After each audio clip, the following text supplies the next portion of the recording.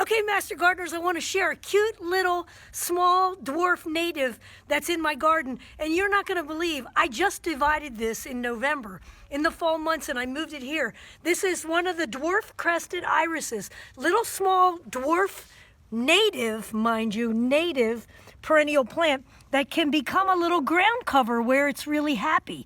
Now, I moved this from a too shady location over here on this little slope.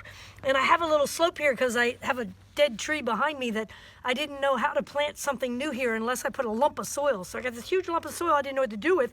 I thought, well, irises like to be semi-dry, or, you know, they can tolerate that. Sure enough, I moved these iris cristata here, and they're thriving so much that they bloomed, which they haven't bloomed for like 3 years for me. So I'm so excited about these cute little guys. I encourage you to give them a try.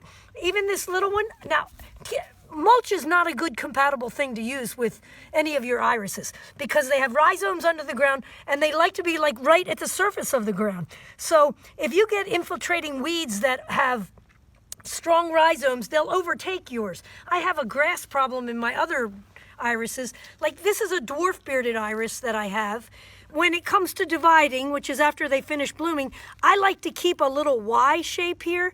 You don't have to keep the Y. You can keep just the single piece of the rhizome.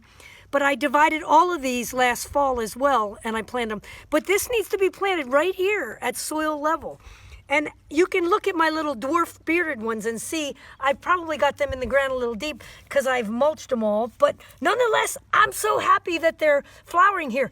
When I say native, they're native from Maryland all the way west to Oklahoma, and then they go down to Georgia and then west to Missouri and those regions. So it truly is a sincere native. And the little stalks on them are so short that you can hardly see the stems on them. But that's what makes them so cute. It is one of the bearded ones.